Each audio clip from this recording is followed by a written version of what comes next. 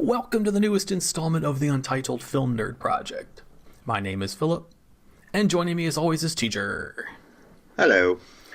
And we inaugurate night one of our 5th annual 31 Days of Horror, where we watch a different horror movie every single night in October.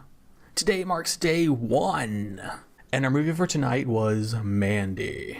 Before we get into it, spoiler warning now. If you want to avoid spoilers, skip ahead to the time code you see on the screen. So let's get into cast and crew rundown before we tackle this. This was written and directed by Panos Cosmatos, a guy whose name sounds like the movie he fucking directed. He's had one other movie called Beyond the Black Rainbow. And from what I've seen just in posters, it looks trippy as fuck too. So that will be interesting. We'll have to check that out. Panos Cosmatos. Like the dude, Red Miller. Dude, Panos Cosmatos. Like that's got to be a stage name, but it's a good stage name. Please meet Zazie Beetz. Panos Cosmatos. I'm Zazie Beetz. I'm Nicolas Cage. Red Miller is Nicolas Cage. No introduction needed, really. But I thought I would say that the movies that I like that he's been in are Raising Arizona, I guess National Treasure. It was kind of hokey. But going back a ways, Wild at Heart, and there's a soft spot in my heart for Vampire's Kiss. What about you? My personal favorites are the action, over-the-top action ones. Like Con Air. Con Air, The Rock. And I know there's one I'm forgetting. And it's a recent one. Well, he's done all those shitty action movies. Yeah. But I just don't remember what the other one is. But those two. Okay. Always guilty pleasures on those two. All right, fair enough. They could also be considered ensemble cast movies. So, I mean, he has other people to kind of take up the slot. He's not the main character. So in movies that he is, it's more interesting, I think.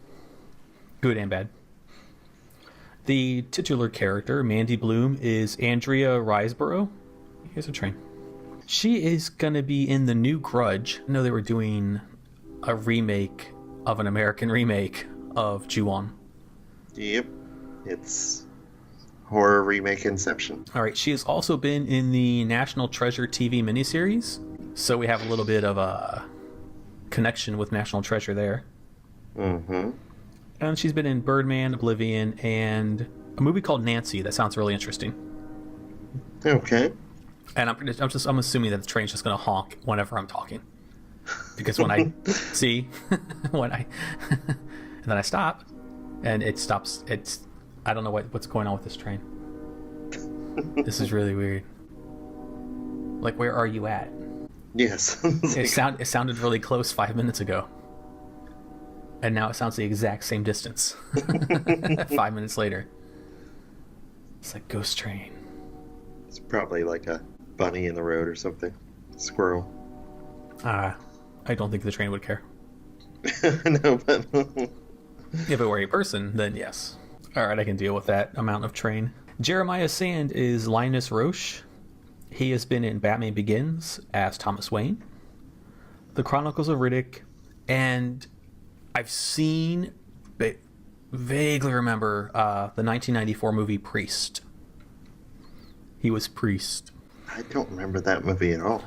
It's about a homosexual priest who, oh, yeah. It's not like a pedo thing. He's, yeah. He, like, witnesses something or something. Yeah, I remember him mostly from Chronicles of Riddick. Yeah.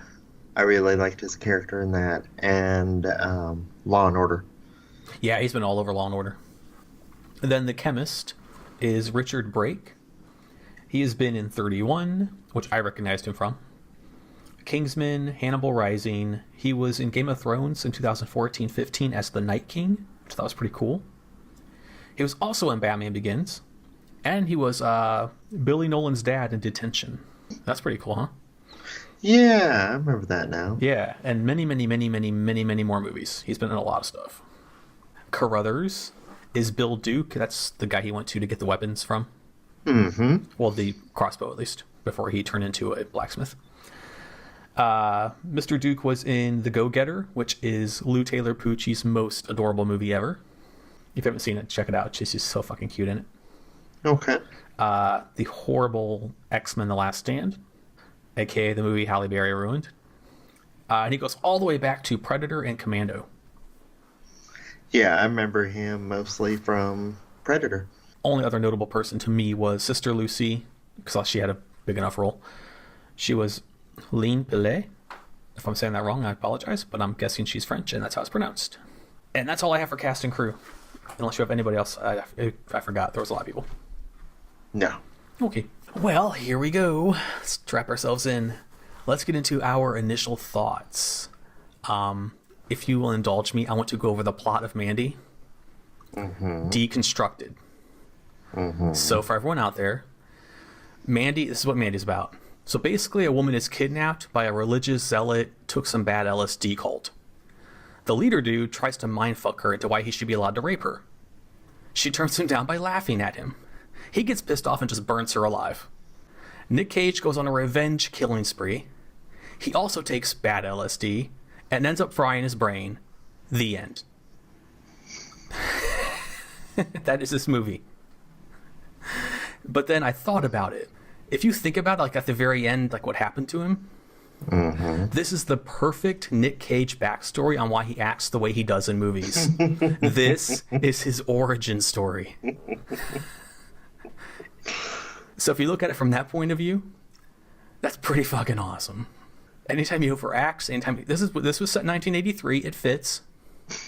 It does. It fits. It's perfect. This is Nick Cage's backstory. He took some bad LSD on a revenge trip and fried his brain, and I was just fucking crazy.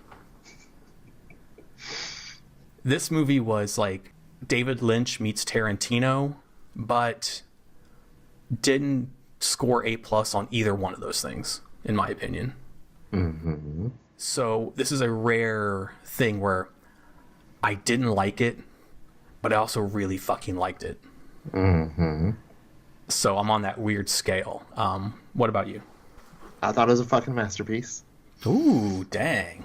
Okay. And the word gnarly comes to mind. And that's hardly ever in my vocabulary. Right. But yeah, I mean, this was to me what Rob Zombie has been trying to do, but was never able to do. Okay. I can totally see that. And it was like the beautiful cinematography of What Dreams May Come meets an airbrushed van of an 80s metalhead. Oh my god, that's really good. Yeah, it was just like I'll give that, it was slow. It was a slow burn. And it was a fucking weird slow burn. Yeah. But I wasn't bored. And I was very much, what? Yeah. I felt like I was watching it through two different eyes. One eye was appreciating it for its artistic value, but the other eye was like, this is a redneck glam try-hard movie. See, I won't go masterpiece. I do see why, though. What people would think that. It had too many try-hard moments for me that I had to stop from laughing because it got a little silly. I will say, though, that Nick Cage earned every single one of his over-the-top craziness. It wasn't just there like in Vampire's Kiss, which was all over the place, because anytime he went over the top, he definitely fucking earned it. It really came out in the bathroom. Which was the most offensive bathroom I've ever seen in my life. So yeah, he earned that one. Holy shit. The main bad guy, the cult leader rapist dude, he was full on doing his best Dennis Hopper impression. David Lynch, Dennis Hopper, this guy was channeling that almost to the point of parody in some scenes. And that's the biggest problem this movie had. It didn't know when to reel itself back in just a little bit. And either went silly or absurd. And then it would either gloss over that with some like, this is a flashing green strobe light that's right off camera that you can totally tell is right off camera. Or it was really fucking, she's tripping out on whatever they gave her. Let's gonna make the screen fucking 3D and trippy because we're gonna show what her trip is like, which was cool. So like I said, there was like, for every like thing, there was like, okay, this is kind of fucking cool. So yeah, I'm on the 50-50 fence there. I understand people who absolutely hated it, but I understand people like you who thought it was a fucking masterpiece. So this is a rare kind of review for me. I'm usually one or the other. But I'm not either one at the same time. Okay, that's initial thoughts. You want to get into our breakdowns? Yes. All right. What was your favorite scene? You go first. I'm probably going to go with... fuck. There's a few scenes I did like. For some reason, I like the introduction of the main bad guy. When he was talking to that woman. He was laying on the bed, Jeremiah was. And he just was like so overacting. It was just like almost endearing. But he went full. He turned it up to 11. But I also liked, probably from a personal level, the dueling chainsaws. For two reasons. One, to me it was a callback to Phantasm 2 and the dueling chainsaw fight. But two, was also in more than one spot. This is an homage to Texas Chainsaw Massacre. But this movie was also like 10 different movies in one. Off the top of my head, it was Chainsaw. It was Gremlins. It was House 3 for a scene. It was an animated movie in parts. It was heavy metal. It was very... what was that movie we watched called? Oh shit, it was about the heavy metal kid. Deathgasm? Oh, okay, yeah. Had kind of a Deathgasm vibe to it. But, dude, this was basically Nicolas Cage versus, like, they're not Cenobites. They're Cenobikes. See what I did there? Yes. Yeah. This was Hellraiser for, like, half the movie. If that had actually been Pinhead, which it kind of was, and the actual Cenobites, this would have been a pretty fucking cool Hellraiser movie. It quickly it went the other way, but it was for a while there Hellraiser. My favorite scene, it's a toss-up. I think I enjoyed most when he was in the LSD house taking on the Cenobites. Okay. Yeah. I know that could be considered several scenes, but I just kind of like that whole when he was taking them all out. With ease. Yes. As the chemist had said, he's working with a cosmic purpose.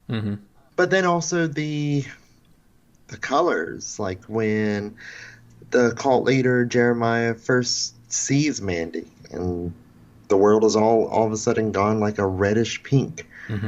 The weird title cards. Yeah.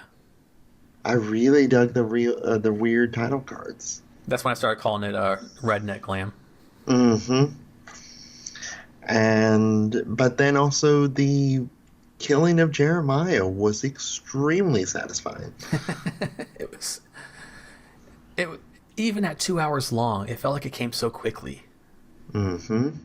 I get it wasn't a final boss battle because he wasn't really a boss. He was just a crazy dude who could just manipulate people really well. Yeah, he was just a person that couldn't handle the fact that he got outsold by the Carpenters. Yeah. And took some bad LSD and then lost his mind. Yeah. All right, let's have fun with this one. What was your holy shit moment? One was the actual killing of Mandy. I wasn't expecting her to die.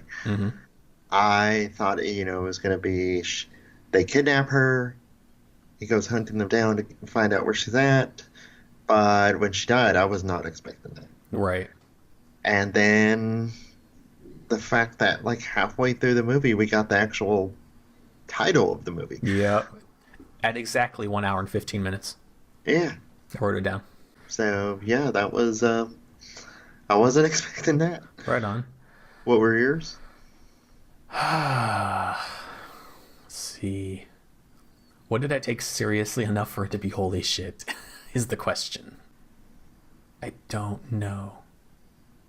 This is going to sound like a cop-out, but maybe just the whole movie? I can't pick one because I'm on that positive-negative side. So on one side, it's holy shit. On the other side, it's what the fuck. At the same time, this is such a weird like mind space for me to be in. I feel like I'm like on this like I'm on my own cosmic level where I can see both sides. How mystical is it? But no, it's legit. Like that's I can't just pick one because just the stuff that happened was just I don't know. I don't think I can pick one. It's the whole movie. Okay. It's just I don't know. It's just so weird. And not in a bad way, it's just weird. Mm-hmm. If any, Mr. Masterpiece, mediocre moment. Even though that the killing of Jeremiah, like I just finished saying, was very satisfying, it was also not satisfying.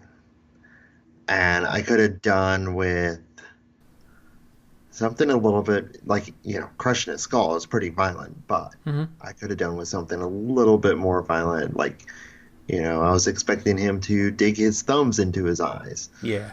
Something like that. Also, the off-screen killing of the old lady. I was really looking forward to her dying. She loved Jeremiah. Yeah. And I mean, granted, she did die. It's just, we just didn't see it. Yeah, she was decapitated in some way. I like the dichotomy between the older lady and the younger girl. Well, younger lady. She wasn't a girl. She was a lady. Or like the older lady was completely subservient. She was just like enwrapped with Jeremiah, where the younger woman was prisoner. So it was very interesting, I thought. Which I'm glad that Red was able to distinguish that fact. And that he let her go. Yeah. My mediocre moment all falls into the what the fuck side of things. Just there was, I don't know. I just think the mediocre parts were the try hard parts for me.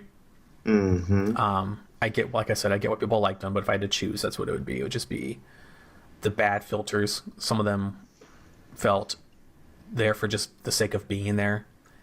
So, yeah, I hate to shit all over the masterpiece, but while this straddled the line of Tarantino and Lynch, definitely. I'm copping out. It sounds like I'm copping out, but I'm not. I'm not. I assure you I'm not. If any, LOL moment. I know that it was minor, but when he was at... What was the guy's name that he got the bow from? 1 sec. I want to say Carruthers. Carruthers, yeah. Yeah, There's Carruthers.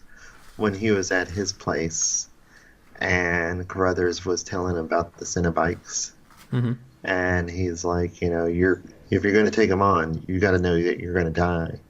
And Nicolas Cage just responds with, "Don't be negative." Okay, fair. Which a little side thing, we haven't touched upon it, but did you see that Elijah Wood was one of the producers? I did not. That's pretty cool. Mm-hmm. There was a... This is going to sound so weird if you haven't seen the movie. There was a laugh masturbation fight. It was so fucking weird. I had to pause the movie. I was laughing so fucking hard.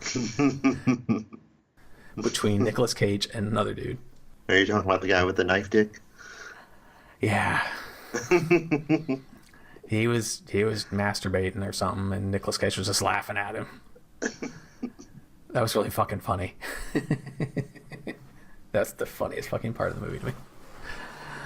Okay, anything else you'd like to add? You want to go to notes? We can go to notes, but I'll have something to add of my own in the notes. Oh, that's totally cool. I thought the music in the beginning was crazy. But I was really... Because it started out like, wow. And then for like 5 minutes, we had this like building, awesome sounding, crescendo reaching intro. It was like, do. Like, it just like... It went soft and just opened up with just Mandy. You know what I mean? Like, I was expecting something like really fucking epic to happen. And then the music changed like completely and went kind of not normal, but it didn't reach its crescendo. Much like guy who was masturbating his knife dick. So I said I thought the payoff to that was kind of lame. And it kind of soured me right away. I was like, oh, this should have opened a lot cooler. I said it felt like Twin Peaks with overly odd music. Mm-hmm. When he was sitting in the truck after, apparently he was a lumberjack, and the guy offered him a beer, and he said no. I was like, why the fuck is he so angry and unhappy? Like, what the? He looked like he was legitimately going through some real serious shit. Mm-hmm. And he ended up going back to his like hippie-ish girlfriend, wife, maybe. I don't know. I don't know. So they had a cool bedroom. Was there a time when there wasn't a filter being used so you could see the bedroom? Yeah, I was trying to figure out what was going on with the bedroom, but there was an outside shot that Oh, that's right. Yeah. yeah, it was like a what do you call that type of window where you can sit in the window? It has like a curved shape. Oh, I just call them day windows. I don't know what they're actually called. Yeah, it's like it was just like a large day window type thing, but in the shape of a bed, and that's where their bed was. So it was completely surrounded by windows. I don't see how you'd sleep with that with sunlight, but I mean, Yeah, that's true. I you don't do know. you. When Nicolas Cage and Mandy, or Red and Mandy, were laying together, I was like, please don't have sex. Please don't have sex. Please don't have sex. Please don't have sex. Please don't have sex. Then I got to the bathroom bit. God love him. Nicolas Cage tries. He really does. Red Miller, he's so caring. He's so interested. He's so the perfect boyfriend. Tell me about your dreams. I'm intently listening to you and staring at you kind of creepily, but this was to be love. See, I wrote the first 4 pages of notes really, really. I also called this Randall Flagg the beginning, because dude was giving me huge Randall Flagg vibes. Yeah, I could totally see him playing Randall Flagg. In the beginning. I did like the Down Near Crystal Lake line. Mm-hmm. So, again, add that to the list of movies that this somehow references and or pays homage to. When he was blowing the horn to summon the Cenobikes, I thought maybe he was summoning Wendigo. Mm-hmm. He was in the woods blowing a horn. I thought maybe that summoned the Wendigo. Mm-hmm. I was like, Cenobikes, yay, pin body, creepy leaky face, and the other one. I called it a Repo, the genetic opera with no musical numbers. I can see that. I called it Repo with Cenobikes. Mm-hmm. Why do they need to call the Cenobikes? Why can't the call leader just go get her? That didn't make any sense to me. Like, why don't you just go there and take her? Even if you're the muscle, why do you need, like, supernatural from the abyssal place muscle? Mm-hmm. Just hire some dudes or brainwash them. You have dudes, use them. You have a guy with a big fucking chainsaw. Mm-hmm. And just, why do you need these dudes? Why? I don't know. And then I said when she was first kidnapped and woke up in the new place, it felt like the Texas Chainsaw Massacre. When the woman wakes up at the dinner table. Mm-hmm. And then they pulled that weird fucking bug out. And I wrote, what in the actual fuck is that? Mm-hmm. That was, oh no, yuck. And then I wrote, holy shit, she's high. Then the call leader, in his like mission to try and mindfuck his way into raping her, says, you called out to me silently, and I listened. I was like, well, that is some fucking crazy bullshit right there. Let me tell you what. The fuck? No, you heard voices, sir. Yeah, it's like, okay, cray, I'm blocking you on all social media. But it didn't explain, though, why her one eye was getting bigger than the other, even before she did the LSD. Like, one eye was noticeably bigger to me. Yeah, she was, she had a contact in on that eye, and it just made that iris enormous. And her other eye just stayed the same. Yeah, it was really interesting. I thought they were going somewhere with that. Yeah, like at times it kind of made me wonder if the eye where she has the facial scar was a fake eye or something. Okay. I thought maybe she had, like, magical powers and was going to come back from the dead. Mm-hmm. And then I said, when the cult leader dude, like, introduces himself and has the music on, his music on, is, like, dancing and rubbing himself. Mm-hmm. I was like, damn, that white-haired lady is horny. And then, with a really weird overlay, the cult leader guy says, he goes on this long speech about hot, loving light. And I'm like, the way he described, like, he came to me and he kissed me with his spirit. I was like, this dude is describing his first homosexual experience. And that's totally cool. Good for you, sir. But good Lord, You're describing your first time with a dude and trying to make it all sound all mystical. And he basically, his whole entire weirdo first speech was basically his, "This is why I'm allowed to kidnap you" speech. Yeah. It was really, cosmically, we were connected and we should be together. I'm like, you're just trying to, this is why I kidnapped you. Yeah, and the entire thing of everything belongs to me. And then does he have to give the same speech to his male followers? Yeah. Dude's bi, at least. Mm-hmm. And he's like, "I wanted to rape her, but she hurt my feelings." She laughed at my music. And my body. I did kind of like the when he kept saying, "Tell me what to do" over and over. Mm-hmm. Like, that's an example of where it just went just a little too far. But when he switched, is he bipolar or whatever he was, when he switched his personality to the dominant one, I thought it redeemed itself. Mm-hmm. But he kind of went overboard before that. Why did they leave him alive? Like, that was stupid. You've just burnt his girl alive. Mm-hmm. Why would you just leave? Finish the job. He might be a fucking marksman at everything and come after you. Yeah, Nicolas Cage. And then I wrote, "A Cenobite bully cult stole his girlfriend." Okay, I have to give a shout out. This was going to be my LOL moment. I forgot. This is the LOL moment in my notes. I forgot. The Cheddar Goblin was fucking awesome.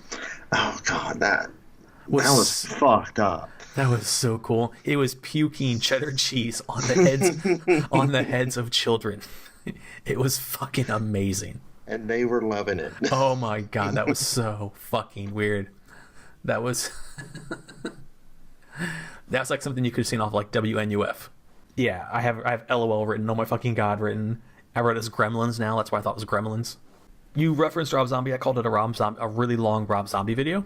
And then when he was in the bathroom angrily drinking before he screamed at and drank and screamed and drank and cried and then got mad, which is exactly the exact order that scene went in. I said it was Leaving Las Vegas 2.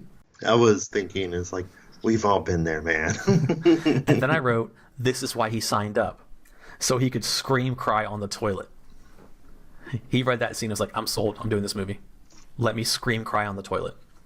They're like, "You got it, dude. It's all you." When he got his crossbow and the other weapons, I said he was a backwoods hick, John Wick. And I was like, apparently he's a blacksmith that wears sunglasses. Yeah. Yeah, that's cool. Yeah, isn't he awesome? And how did he make a fucking magic axe? No. Cosmic purpose. Whatever. So that scene where he threw the dude down the hole after a little tussle fight, I was like, why is there a hole there? That doesn't make any sense. And then Nicolas Cage escapes trap number 2. It's kind of like Jigsaw. The scene where it was when he killed Knife Dick. I was like, dude, close your mouth. Like, he slit his throat, and he's just like, rah, with the blood running in his mouth. It's like, oh my god. And then, okay, a lot of the Nick Cage-isms were earned. This one was not.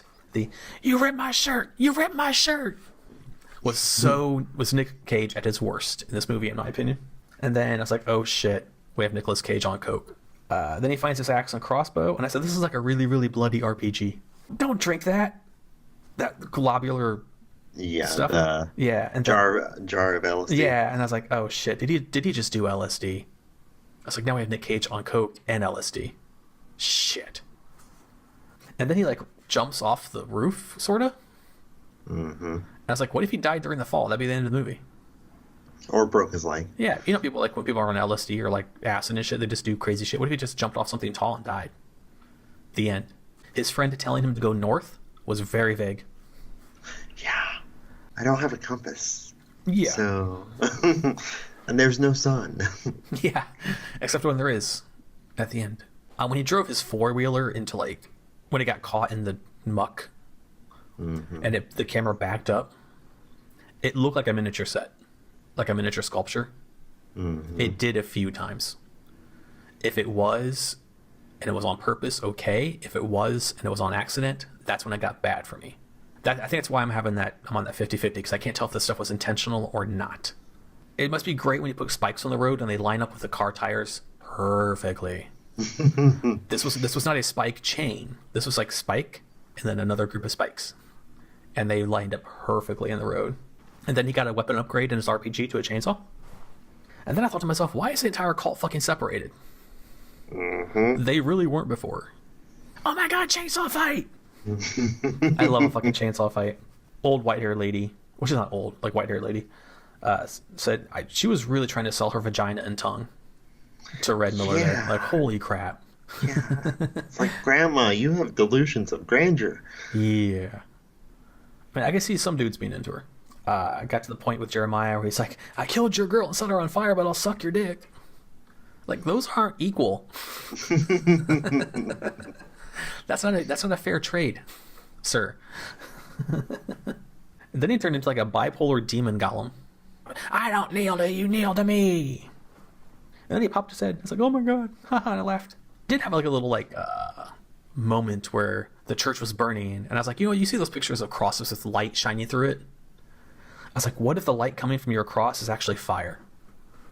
Ooh. The end comes, he's still high as fuck. And probably a little bit crazy. Yeah, that bloody smile in the car. I was like, gah! That was like the scariest thing in the movie. And then I wrote, dude's brain is on another planet. He is gone. Then there's an end credit scene.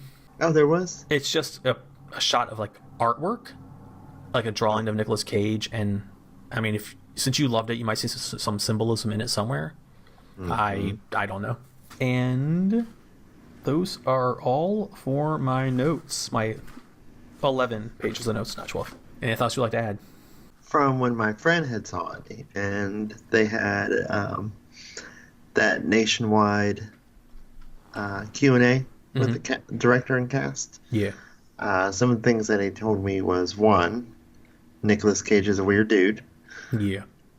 And then he was telling me that I guess they explained some of the backstory, and apparently Elijah Wood had approached Nicolas Cage about it. And the original plan was to have Nicolas Cage play the cult leader. Ah. But he liked the character of Red so much that, kept on fighting for it and eventually won out on it. I think maybe there was a lost opportunity there. I think he could have really sunk his teeth into the cult leader. Yeah, because I only remember him playing a bad guy twice in a movie. Like, I liked him as a bad guy in Face Off. There's that Snake Eyes, I think is what that other movie was, but I fucking hated that movie. Yeah, you say Nick Cage is a weird dude. Yeah, we just saw his origin story. Yeah. Of course he is. His brain is fried. All right. That is my notes. So let's go ahead and get into final thoughts. I'll let you go first on this one. Just final thoughts.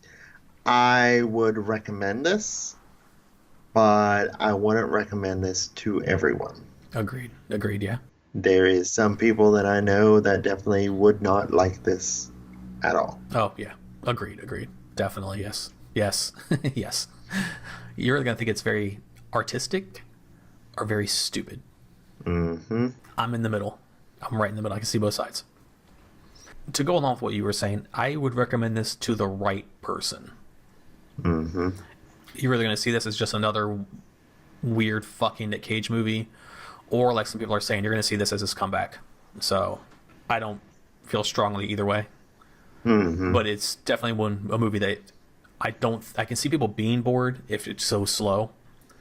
But if you just watch from the artistic point of view, you won't be bored. So the plot meanders, but the director's trying really fucking hard, sometimes too fucking hard, to keep your attention. Which this is by the guy that did Beyond the Black Rainbow. Yeah. Which I still have not seen. Yeah, we're probably gonna have to see that now. I'm curious. Like, that's why I can say I didn't hate it, because I will watch this dude's other movie. I'm intrigued. Like, show me what you can do without Nicolas Cage. So yeah, that might have to be something we get to in the future. Put on the to watch list. All right. So that's final thoughts. But before we go, as it pertains to Mandy, what did we learn? I learned that apparently it looks to be very satisfying to light your cigarette on the burning head of your enemies. negative I learned that you can film fucking anything, and as long as you add some like flashy shit over it, it's art. But I also learned that in moments, theater acting on movies is really satisfying. Mm-hmm. So it's dual for me. It's it's gonna be good and bad. Well, that wraps up the first day of the 31 Days of Horror, the 5th annual 31 Days of Horror. Thank you for listening. If you've seen Mandy, tell us what you thought of the movie in the comments below. What side of the fence do you sit on?